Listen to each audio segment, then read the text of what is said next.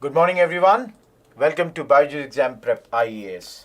Welcome to the Hindu analysis for 6th March 2024.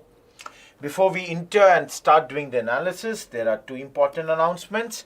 Number one, you can join our prelims test series, which has got 30 tests in both the offline as well as online modes. In offline, there are 8 centers. The live paper discussions are done, and you will get the detailed explanation for all this. The link for the registration is there in the description box. So if you are interested and if you are giving the exam for this year, do join this prelims exam test series. Second important announcement, this Friday at 7 p.m., that is 8th March 2024, you would have an explained series on yesterday's or day before yesterday's landmark judgment by Supreme Court, where Anubhav Saransh sir would be telling you that what does this mean and what are the important things for you to understand it for the exam. So let us now look at the topics that we shall be discussing today. There are 8 topics for mains. Number 1 is deprivileging bribe. This is nothing but an editorial on the same landmark judgment. We have already studied it yesterday, but yet today we shall see what more has been written there. Second, Indian troops out, Maldives inks defense pact with China. So, coming on the plank of India out, Muizu is now most probably bringing China in as far as Maldives is concerned. So, what exactly is being done by Muizu, the president of Maldives? We shall see this. Maldives is playing a game which they should not be playing, definitely. Number 3, another editorial, green jobs and the problem of gender disparity. Basically, in this article, the writer is saying that a lot of green jobs are getting created, but unfortunately, the women do not get those jobs, at least not on parity. Most of those jobs go to the men. There is a lot of data, lots of points here, big article. 4th, the dynamics of household consumption. Now, we have studied this earlier also, and today again another editorial on this. Basically here, they would be talking about what have been the changes as far as the methodology is concerned when it comes to household consumption. 5th, 7 more Indians forced to fight in Russia seek government help. Now, 2 times we have discussed this earlier. Hardly 2 minutes we will give to this topic, and we shall see why and how did they land up in Russia. 6th and 7th topics are interrelated. 6th is why did Google delist some Indian apps from the Play Store. So we shall see basically the fee that is being charged by the Google is very high and which is creating a lot of issues for the Indian apps. Now, yesterday the news has also come that Google has reinstated Indian apps in spirit of cooperation. But then, let me tell you, the matter is yet not fully resolved. There are still some things to be done. Last, have India's health centers really collapsed?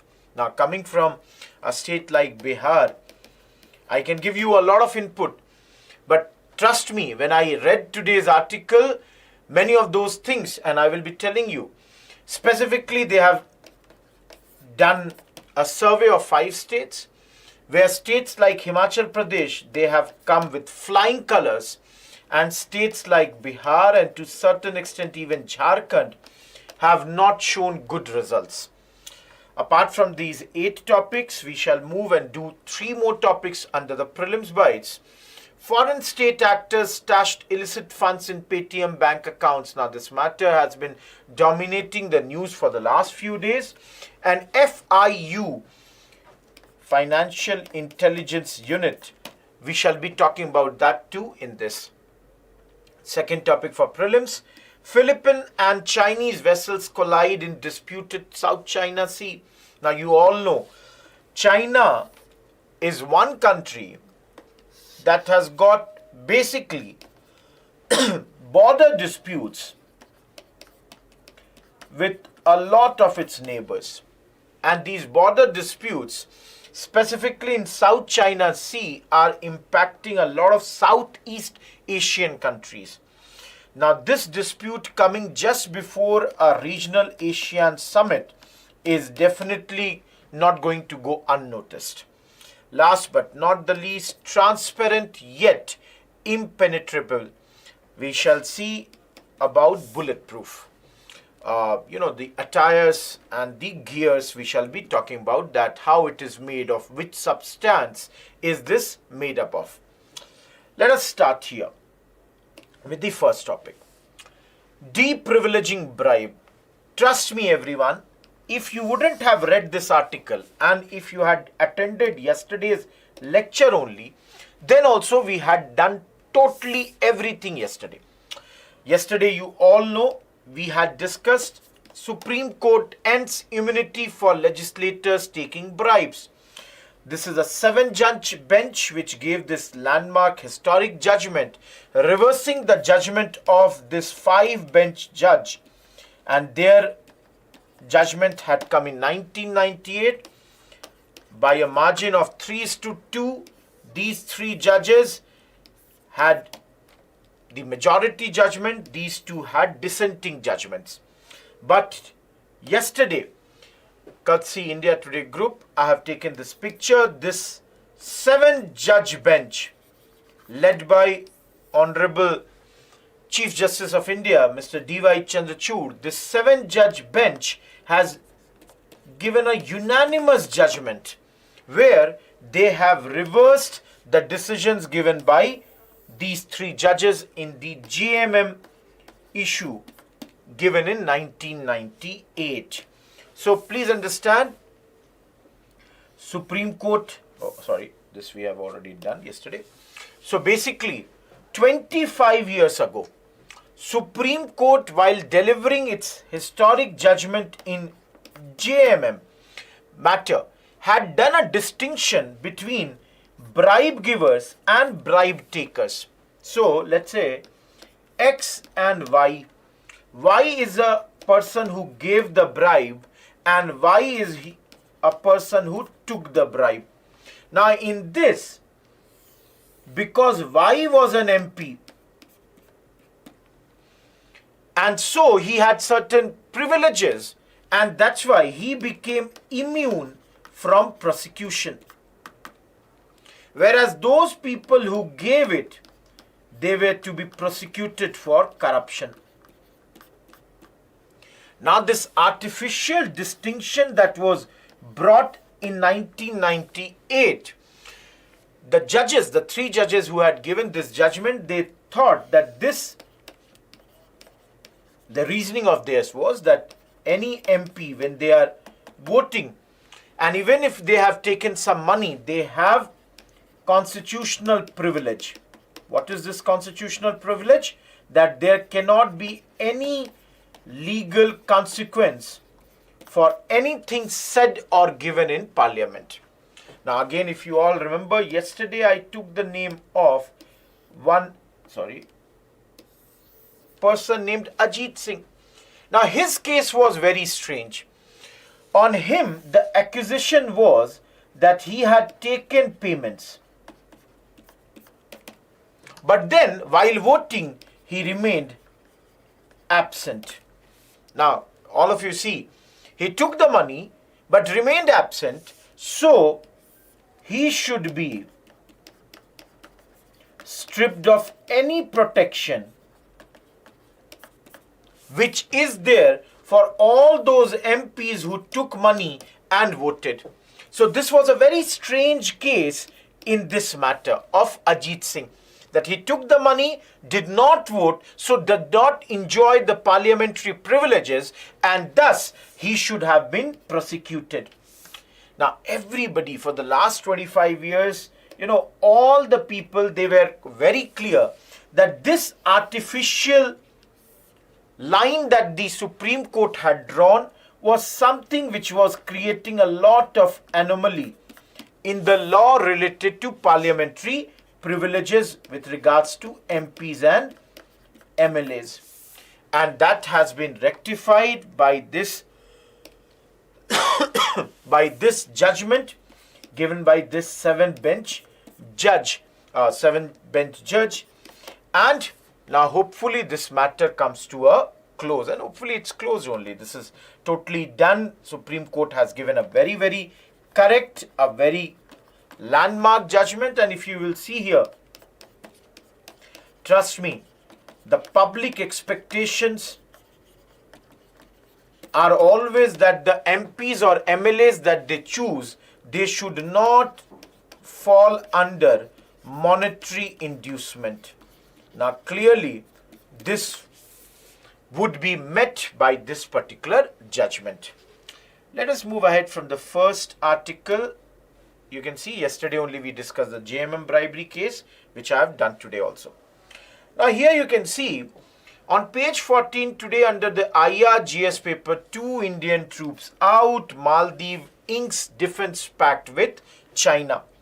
Now see here, Maldives Defense Ministry has announced that they are doing a pact, or rather a military pact with China. Now this is coming on close of a fact that there is news that Maldives asked India to remove all its military personnels from Maldives. So on one hand, they have been treating us in a very different manner. They are talking, they are cajoling, they are having closer ties with China. Of course, nobody yesterday clarified on social media what are the details of this military pact. That is not clarified. This thing has not been clarified. Just give me a second. That what are the details of this? But one or two details that came out, which was not exactly military, but then that China would be donating 12 green ambulances to the Health Ministry of Maldives. Now, see here. In January, the president of Maldives, Mr. Muizzu, went on a 5-day trip to China, where he said that he would like to elevate China-Maldives relation to more comprehensive, strategic, cooperative partnership. Now, in the backdrop of such an announcement, you can see that they are doing military pacts with China. Yesterday only, or day before yesterday rather, Exim Bank, China's Exim Bank delegation also came to Maldives. Now, treat it to us. You all know Muizzu came to government on the plank of India out. That is, he wanted to oust India and a small contingent, only 88 military personnels who were staying in Maldives in order to operate some of the helicopters that have been granted or that have been donated by India for the welfare of the Maldivian people. He said he will ask these troops to go out. Now already India and Maldives, we did an agreement. We said we'll replace these troops and we'll replace with these troops with a technical team, and all this would be done by May 10th in 2 phases. Now, day before yesterday, while addressing some people in Maldives, Muizzu said that, he would not allow the Indian troops either in military uniform or in civil clothes to operate in Maldives. So he is taking a very hardline stance when it comes to India. On the other hand, he is being very, very, accommodative when it comes to China. Now, if you all have the idea, please see 3rd February, we had discussed this issue. 6th February, we had discussed India Maldives. So this is an issue that has been going on for the last few months. And in this, let me tell you, when Muizzu was in China, he had said that Maldives may be small, but that doesn't give others the license to bully the country. Now, everybody knew this word bully that has been used by the Maldivian president was used with reference to India. He was indirectly taking swipe at India. So, few days back, our External Affairs Minister, Mr. S. Jaishankar, in a program or in an event in Delhi, he made very clear that those who think India is a bully, they are wrong, because bullies do not help their neighbors with such big amount. We had helped Sri Lanka. We had given them assistance of US dollar 4.5 billion when they were in lots of trouble.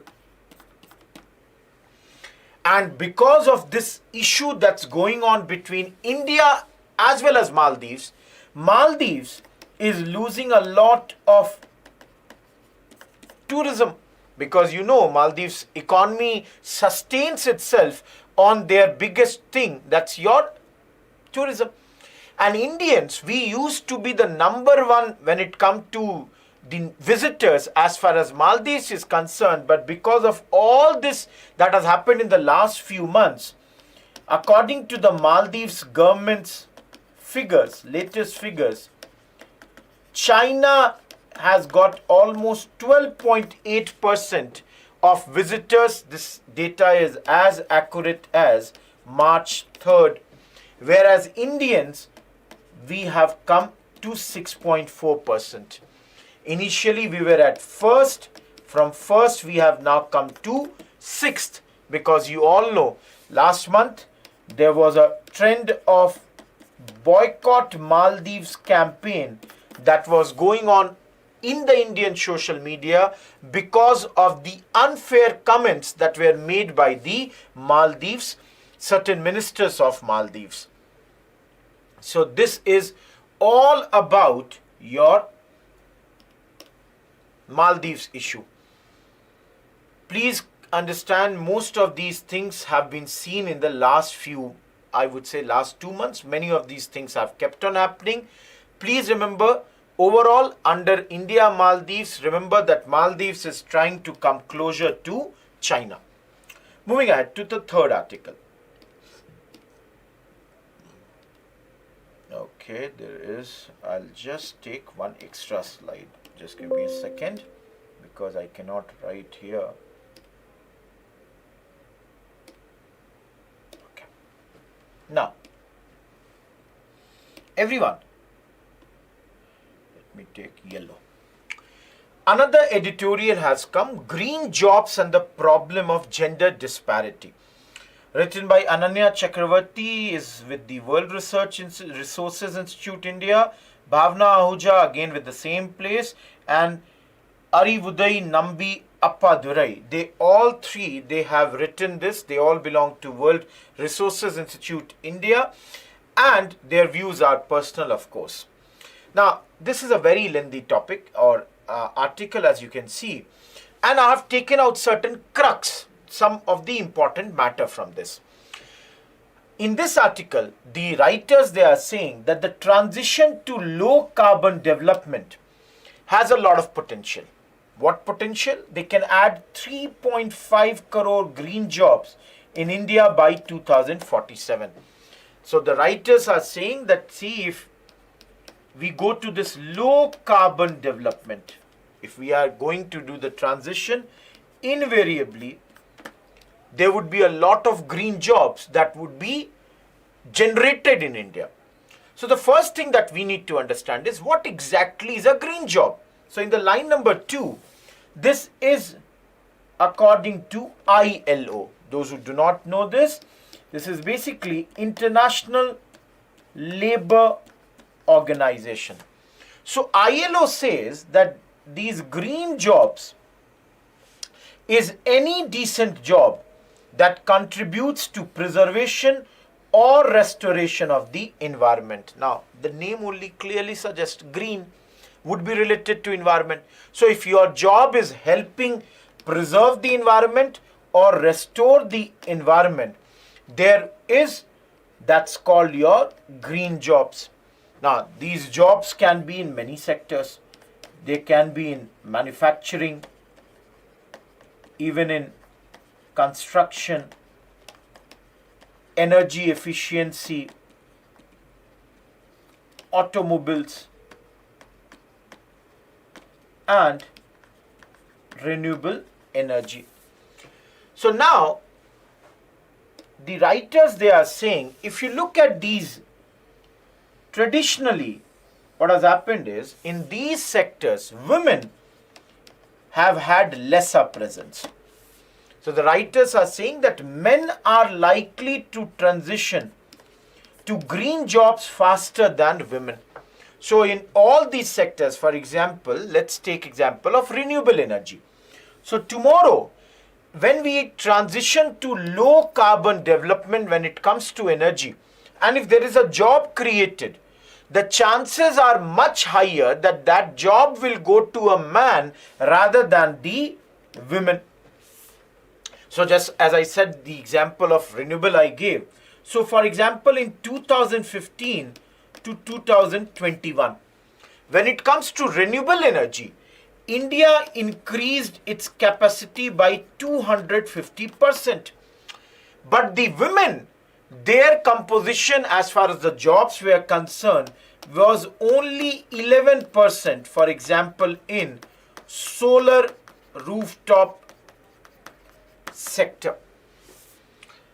Now, in this article only they are saying, if you look at women, where are they working mostly? The women are mostly working in sectors like apparel, textile, leather, food, tobacco. Trust me, everyone, I'm taking this lecture from Bangalore, and you can go to any of these industries that are outside and within Bangalore. If someone is from here, go to Bomanhalli, go to Dodballapur, look at the bigger factories, big industries, whether they are related to your Raymond's and all. Go to Tirupur, go to your these places, Ambur, leather industries. In all these places, women, they get a lot of jobs. But then, and I'll give you one data here only, according to CII, this data is of 2019. If we compare sectors like infrastructure, transport, construction, and even manufacturing, there 85% of the jobs, they are with the men. So there are certain sectors like this where the women dominate. There are certain sectors like this where the men are dominating.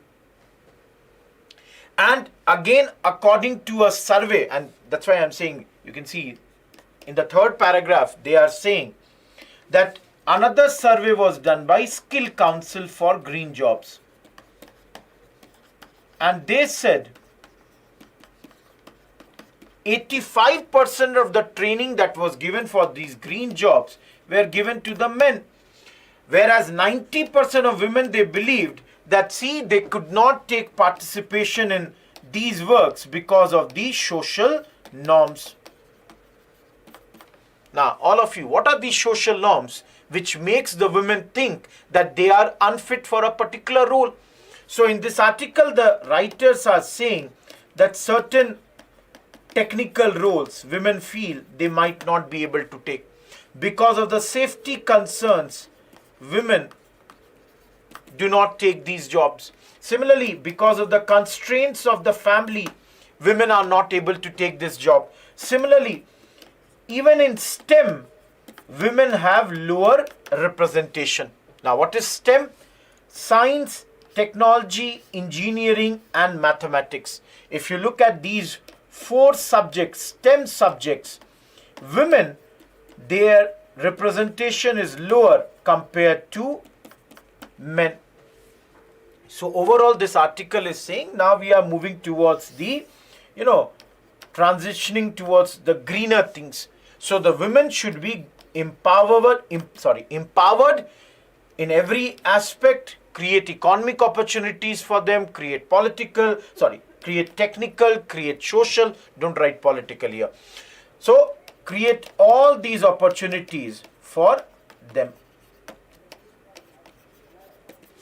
So basically, this was the thing that the authors have mentioned till here. Now the authors are saying rather, that address the gaps in data.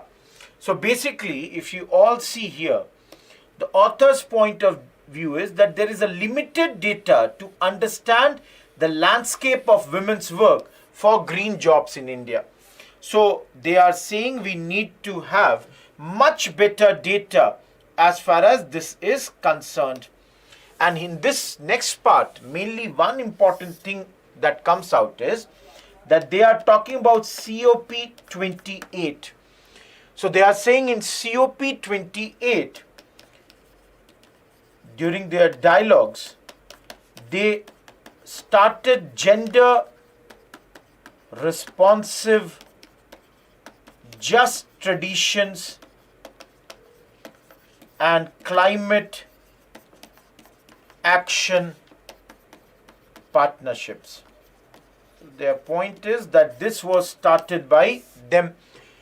So please remember just that COP 28 has launched this dialogue for gender responsive just traditions and climate action partnerships. What will they do? They would try to have improved data with regards to the green jobs. They would target finance and also would work for skill development. So again, I'm telling you, it's a very, lengthy topic. We have covered the most important points. Just keep in mind a few points out of this, specifically in your paper 1, even in paper 2, both the places when it comes to women, you can use this knowledge with regards to gender disparity. Moving ahead to the next topic. On page number 9, the dynamics of household consumption, another editorial, this time it's written by Subhash Chandra Malik, is an IAS officer currently posted as Additional Director General, Field Operation Division of Ministry of Statistics and Program, and another same cadre, Harshvardhan Singh Garhwal, and their views are here. Now let me tell you, before I start this, on 20th February, I did HCES, full results to be out by June. Same day, I had also done SBR reckons, poverty levels between 4 to 5% spending on food items have dropped. All this was based on HCES survey, household consumption expenditure surveys. Same day, I also covered a third article, decoding spending. That is how we should, not take all the data that has come as mostly accurate, because there might be some quality issues. This was the idea of this particular editorial. Now coming back to today's editorial. Again, everyone, I have taken all the important points and I have written in front of you. Basically, in this editorial, you can understand both of them are government servants. And they are applauding the way this whole survey has been done. So number one, they are giving a fact that this survey started in August 22, went on till July 23, symbolizing resilience and adaptability. You all know COVID. So during those times, these officers, their people doing this was a great achievement. Number two, they are saying in this survey, this time they had adopted technology at a very bigger level. Their point is that modern and efficient computer-assisted personal interview method was adopted rather than going for the traditional paper-aided personal interview method. All the details, they were entered using tablets. Number third, they said the questionnaire was enriched with contemporary items. Now, according to them, items like paneer, LED bulbs, headphones, details on online purchases, they are contemporary items and they were included in this survey, and they removed many of obsolete items. Again, another point they made is that questionnaire was divided into 3 parts. Households were surveyed in 3 separate monthly visits. So this work done by NSSO by imputing the value of items received free of cost through the various social welfare programs was also done for the first time. So if Rohit Kumar is a beneficiary of certain scheme of the government, that data was also included here for the first time. And accordingly, the data comes like this for rural and urban. And if you add the free products that are being given through the various social programs, these data invariably goes up for everyone. Now, this is the big, most of the important points that they have mentioned. Apart from this, let me make some things, because if I don't write, I cannot explain the things. Apart from this, please understand. Number 1, who did the survey? NSSO. So if someone who is attending it for the first time, this means National Sample Survey Office. It invariably, you all can easily guess, it comes under the Ministry of Statistics and Program Implementation. Now, for those who do not know, the last survey done by them was in 2011-12. That was the last result. So basically, this survey is coming after almost a gap of 10 years. And with the fact that the 2021 census has not been done, it is a very important survey which gives us the idea what are the expenditures of the various households, specifically with regards to consumable items. Now, if any one of you is thinking, why do we need to know this particular data?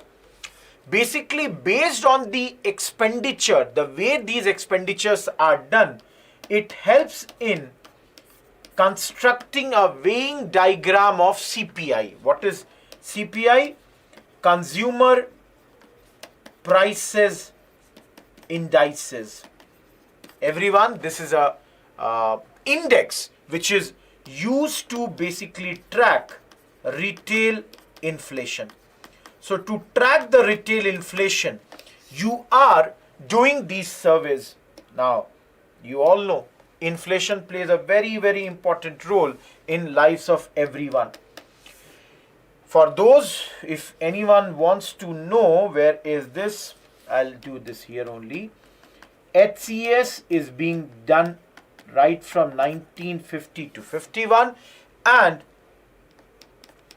only got delayed this year because of pandemic. But then once the pandemic had slightly subsided, you all can see in the first line, the ministry got this survey done in spite of the pandemic still not ending. In 2 phases, this all has been done. I have already told you what are the highlights of this survey. Now, how many households did we target here? The sample size must be known. So remember, 2,71,746 households were targeted. So, in the previous slide, I have already shown you the shift as far as the methodology is concerned. According to this article, they are saying this shift is more accurate, is more efficient.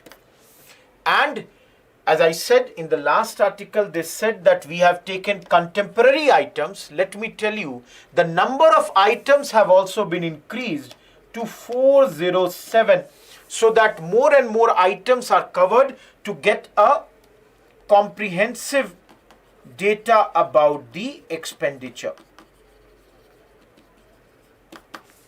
So overall, the writers are saying because of the methodology that they have followed, it is clear that this time there will be much lesser relative standard error, both at the national and at the state levels. This data is going to be much more accurate, and you all can see, guys, this data says that this is the MPCE in all these years. You know, rather this time when they have done the survey, they are saying this has only increased. Now, in this survey, they have also done an analysis of the trends. So if they analyze from 1999, 2000, so 2022-23, they say that this rural-urban values have seen a big transition. Now, I have taught you earlier also, and let me write this here. Please understand, one big thing that has been seen this time is that there is a decline in percentage share on expenditure on food items, whereas there has been an increase in percentage share of spending on fresh foods, or rather fresh fruits, and even processed foods. According to this survey, clearly these data point out to the fact that there has been enhancements in the lifestyle. The standard of living has definitely improved over here. With that, we are done with this article. Very important from economics perspective. Keep an eye on this. Moving ahead, everyone. The next article is 7 more Indians forced to fight in Russia seek government help. So overall 7 more Indians, they are been found to have been stuck on this border, and they released 2 videos last week asking the Indian government to help them return back to India. They had arrived in Russia on tourist visas. You can see the picture of one of those videos. Now let me tell you, on 27th February, Ministry of External Affairs had already said that many of these Indians have been released from Russian army or released by Russian army. On 24th February, for the first time we covered this article, Hindu had pointed out that Delhi is approaching Moscow for early discharge of these people. So overall, this article does not have much here. For the simple 2-3 things that I must tell you, out of these 7, 5 are from Punjab, 2 are from Haryana. Why did they arrive here? You can see here, they all came here on tourist visa. And later, according to them, they were pushed to work as helpers for Russian army. They are saying in this video that the Russian police had arrested them and pushed them to join Russian army, or they will be sent to 10 years jail. Now they are saying in this article that from being helpers, they have been given training in arms, ammunition, and they have been forced to fight for Russia in this war. Overall, a very repetitive topic, not much to tell you, but do keep in mind that Russia-Ukraine war, if there is one effect, one of this is, in this way it is affecting us also. Similarly, always remember one more point, that when we talk about India-Russia relations or India-Ukraine, you can bring this as a minor point. And if there is a question on diaspora or the people, what all we face outside, you can again think about this point also as one of your points. Moving ahead to the next topic, you can see, why did Google delist some Indian apps from Play Store? And then another article also, Google reinstates Indian apps in spirit of cooperation. So basically there are two news items. Please understand. Now this is a slightly old article because today we are on 6th. On March 1st only, the news came that Google had announced that, see, we are pulling some of the apps of around 12 Indian companies from its marketplace for Android apps. Now, if you all would be following, on social media, the owners of these companies, they cried, this is wrong, this is imperialism, this is the worst form of capitalism, etc., etc., and made this whole issue as a matter of nationalism. And for many people who might not be knowing, it would have appeared, oh my God, suddenly Google has done something like this. So bad of Google. But the fact is, this is a very old issue. Announcement may have seemed sudden, but for the last many years, this matter is going in Madras High Court and even the Supreme Court. Now, as I've already shown you the second article, thanks to the intervention of the ministry, this matter has been resolved for now. All these apps have been allowed to come back. But then, at the core of this matter, there is a dispute that has been going on for a very long period of time. What is that dispute? The dispute pertains to Google's platform fees. Now, what exactly is platform fees?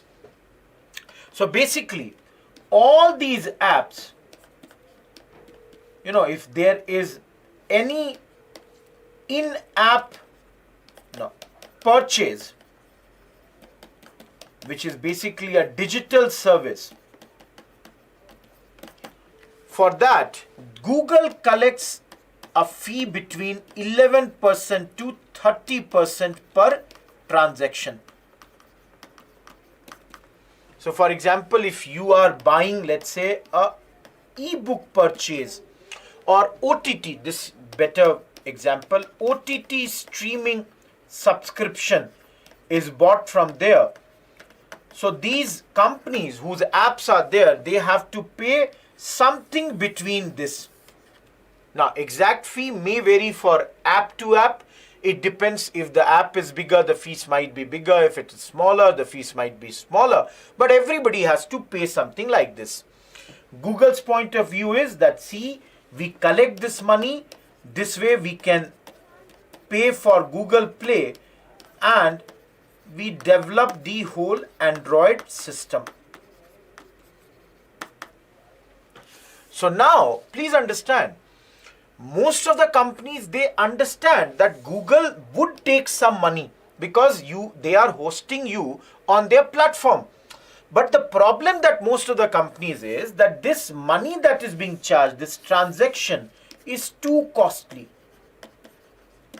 As I said, if the app is a bigger app, 30%. If it has a revenue of, let's say, less than $1 million, then they might charge only 15%. So in many countries, specifically in countries like India, in countries like South Korea, this has become a big issue. And Google has been collecting 11 to 26%. And that is where the Indian companies, and if I say which companies, the best example, let me give you, for example, let's say Bharat Matrimony. They are having this issue. Now, don't think only this company has an issue, even your Disney Hotstar. They also are having problems with this. Again, to make it very clear, nobody has a problem that they are charging.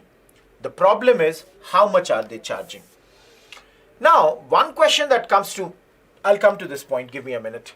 one question that comes to my mind is, why is Google only charging? What about the others? Does Google have a monopoly here? It's not a monopoly, but still it's a monopoly. How it is? Please understand. You all know there is also Apple. But Apple has not faced such a pushback, mainly because few Indians use its products. Lesser Indians. We Indians use much more Android. And Android dominates our smartphone market. And if you have an Android phone, I have not brought the mobile. If you have an Android phone, you all know the best place is Google Play if you want your app to be discovered on the platforms. Now please understand, many companies, as you all saw here in the previous slide, I have mentioned very clearly that in India, the Competition Commission of India in 2022 had fined Google around this much money, saying that your policies are anti-competition. Google is saying that they would be appealing against this, and their appeal presently is with National Company Law Appellate Tribunal. Similarly, if you look at the examples from the world, Spotify, you all know the music app, the music streaming app. Spotify also had filed a similar complaint in the European Commission. Spotify was saying that Apple, they had stopped. Now please see here, in abroad Apple is much more used, so you can see Spotify had a problem with Apple.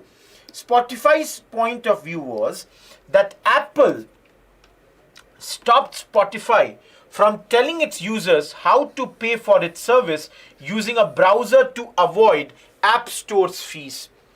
Now the European Commission had at that moment fined your Apple with a 1.84 billion euros fine. They said that this is unfair trading conditions. Spotify had one more point to raise. Spotify was saying that Apple is stopping us or charging us this, but Apple Music is not subjected to this 30% barrier that is being put on them. So based on this complaint, outside in Europe, European Commission had filed Apple. So something similar you can see is happening in India also. So now you can see Google has reinstated Indian apps in spirit of cooperation. They are saying in spirit of cooperation, temporarily, please remember this point, temporarily we are reinstating the apps of the developers with the appeals pending in Supreme Court. So again I'll say, this is only a temporary matter. Ultimately, please understand, India and for that matter every place, need is of regulation. Increase the competition. More and more, players come in this, it would be better. For the time being, as I said, Bharat Matrimony or Kuku FM, these companies, their apps have come finally back on the platform again. This is about Google. Let us come to very, very important matter. You can see page 11, social issues. Have India's health centers really collapsed? In this paper, there are many people who have written here. This is not clearly visible. Jean Dries can be seen, and I'm sorry, I cannot. Some Malhotra is there. Soumya Kalia is there, I think. So these are the people who have written about this. Now, personally, I can tell you guys, if you read this article and if you read it very properly, this will give you both the positive as well as negative points with regards to our healthcare in India. And for this, Let me write something. Now, as I said, many places, you might be from Bihar, you might be from Jharkhand, Himachal, or many other states of India. When it comes to primary or rather public health centers, there is a narrative that keeps on going that public health centers in India, they have got rotten. Under this narrative, the people would say that, see, there are no doctors over there, no diagnostics would happen, and they say no drugs is available in this. Some places they would say even the buildings are not there. So basically they are saying that public centers or public health centers in India has collapsed. So this article is basically, an article which will counter this narrative and at the same time complicate this narrative. That means they will point out that some places the things are better, some places the things have worsened or have not improved. And for this, they are doing a survey in 5 states of our country. And as I said, some states will show that quality has improved, services have improved, even though these are mostly at times cosmetic and the pace is not satisfactory. There could have been much more better work that could have been done in this. Now, you can see here in this,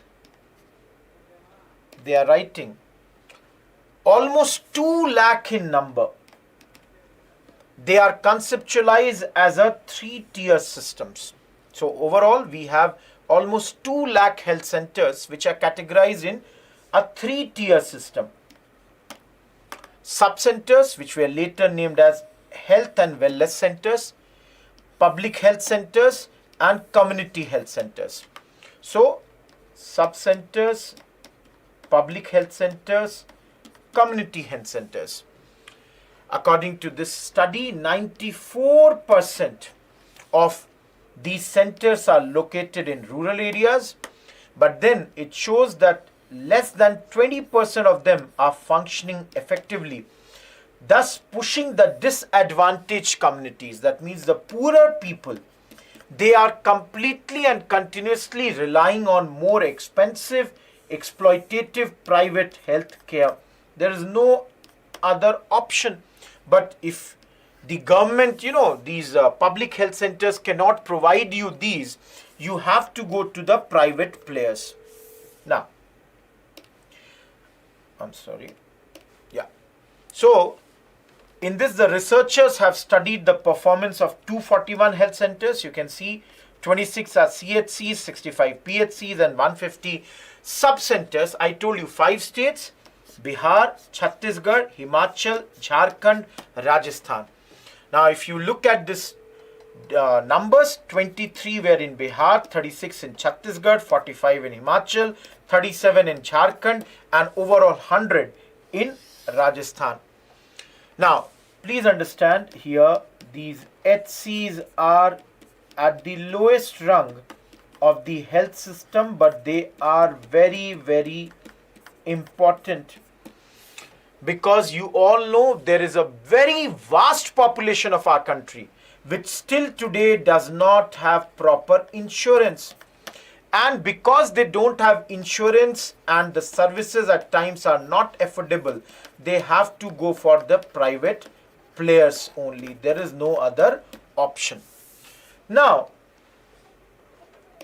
let me tell you about this survey, because I told you, at the very beginning they are saying the narrative that the health centers in India are collapsing is wrong, but the narrative is slightly more complex, and this is being pointed out in this survey.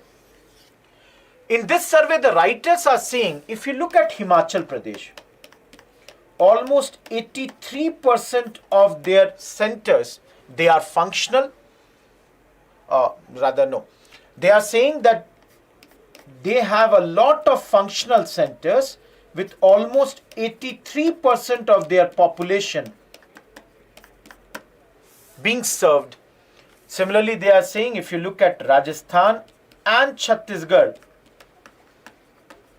there also the situation has improved. Under this, they are pointing out to a small case study that they did in Chhattisgarh. They said in 2022 they went to Chhattisgarh and they found out that there was a radical expansion in the healthcare.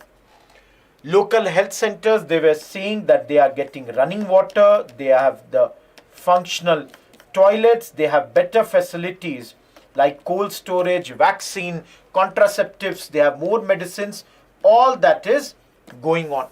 So you can see here, on one hand, you have states which are trailblazer, doing wonderfully well.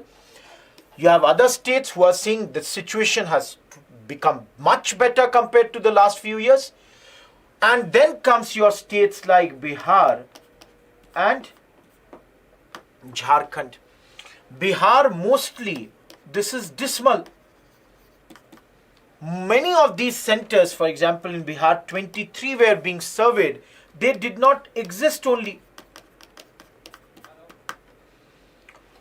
So they are saying this is the complexity. You cannot say on the whole they are not doing well. Some places they are doing well, some places they are not doing that well. Now, if you look at the issues, before I get into the issue, please understand that between 2002 to 22, the share of health in the union budget has increased in a big manner, exponentially. You all know earlier there was National Rural Health Mission. Then we got the Ayushman Bharat program. Then there was this PMJAY, the health insurance component being added. So some great things have been done. But then there are problems. What are the problems? Number one, high absenteeism. In many of these centers, in the survey what was found out was that staff is absent. Number of patients per day is low. Services at times are limited, and then at times they are of very, very poor quality. Specifically for Bihar, in this survey they are saying that these sub-centers are trapped in the old pattern where auxiliary nurse midwives, that is ANMs, they are still focusing only on family planning targets and motivating people, mainly women, to go for the sterilization. So you can see here, these are certain issues. Apart from that, they have also said that many of these places, female nurses and female staff, they run the district hospitals. They do the bulk of work, and the men who are in senior positions, they take advantage of this, that they are in senior position, do not work in this. Similarly, they have pointed out even the problems of casteism can be seen in these places. So all these issues have been highlighted by this particular survey or this particular study that they have done. Personally, I would recommend for health a very good article. And many good points, both positive as well as negative, you are going to get here. And you can see that thing. Moving ahead to the last mains topic, to the first topic of prelims. Foreign state actors stashed illicit funds in Paytm bank accounts. Now, please understand, in simple words, we are going to focus here on Financial Intelligence Unit. What has happened is FIU. First of all, my question to you, if any one of you knows, please comment in the box. FIU reports to Home Ministry or Defense Ministry or Finance Ministry. Let me see. I'll give you the answer very soon. Any one of you, please tell me what is the answer to this particular question. A, B, C. Or the D is none of these, of course. So if you see here, extensive illegal activity was being done by many businesses which were managed by a syndicate of individuals connected to a foreign state. Now, unfortunately, this foreign state has not been named. This order had come on March 1st against Paytm's bank, Paytm Payments Bank Limited, in short PPBL. And in that order of FIU, they did not name the foreign country against which they are mentioning this case. They are saying they have cheated lakhs of Indians by giving them fraudulent services and including prohibited gambling activities, dating services, and this was the reason around 5.6 crore was the, I would say, your fine imposed on PPBL. Now, I hope by now you would have given me this answer. FIU. This was set up by Government of India in 2004. This is the nodal agency which is responsible for any suspect financial transactions. So if you have to analyze, receive, process all this information, the nodal agency is FIU. And the answer to this is, it's an independent body which reports to Economic Intelligence Council. Please remember, Economic Intelligence Council, which is ultimately headed by Finance Minister. So please remember, it's an independent body ultimately headed by Finance Minister. So this was a small topic. Again, Paytm we have seen many times earlier.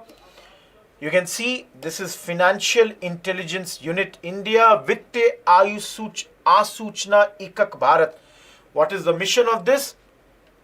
To provide quality financial intelligence for safeguarding the financial system from the abuses of money laundering, terrorism financing, and other economic offenses. Moving to the second last topic, Philippine and Chinese vessels, they collide in disputed South China Sea. So their Coast Guard vessels, they have collided in this disputed South China Sea.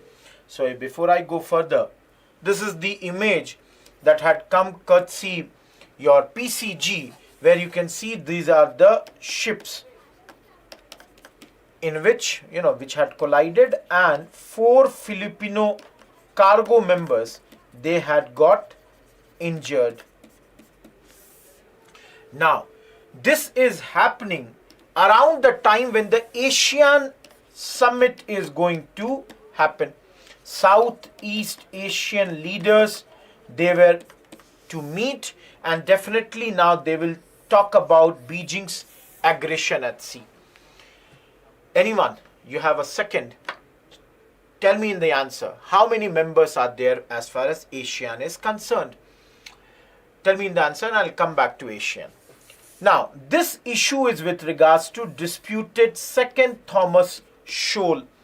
And this shoal has been seeing a lot of these skirmishes between Chinese and the Philippine side last year also, and many countries like US, Australia, Japan, they all have condemned these Beijing's actions.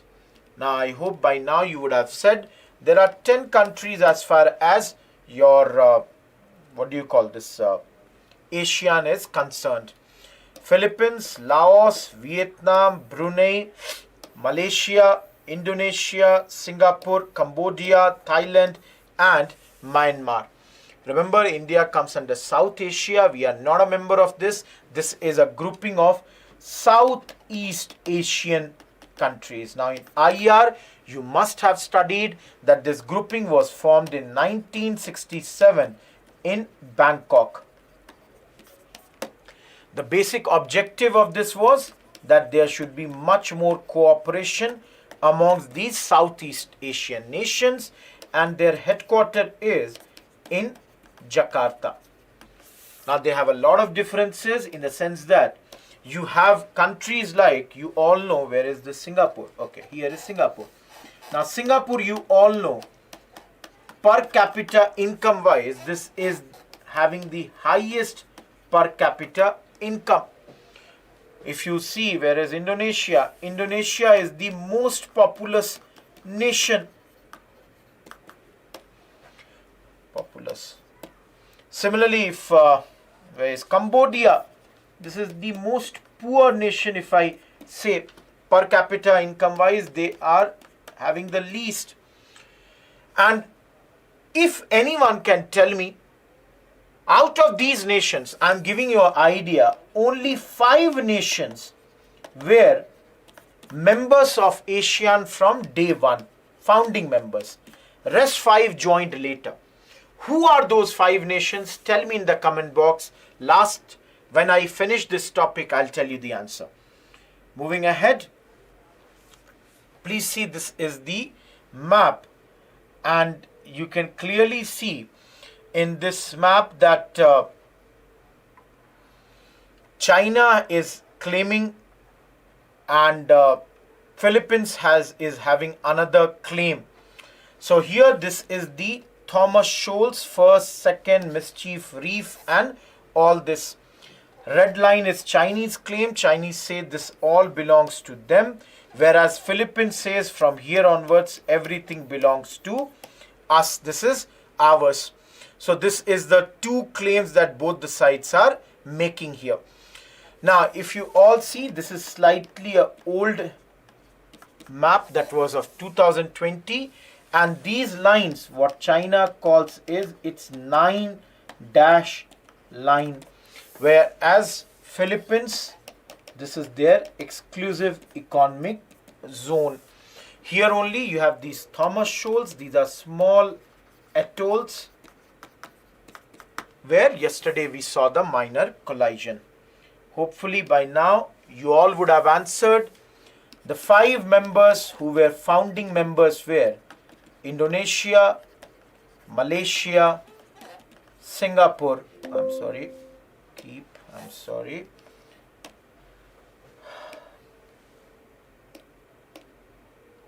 just a second, Singapore, Thailand, and Philippines.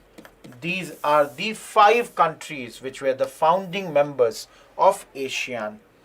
Moving to the last point and the last topic for the day, transparent yet impenetrable.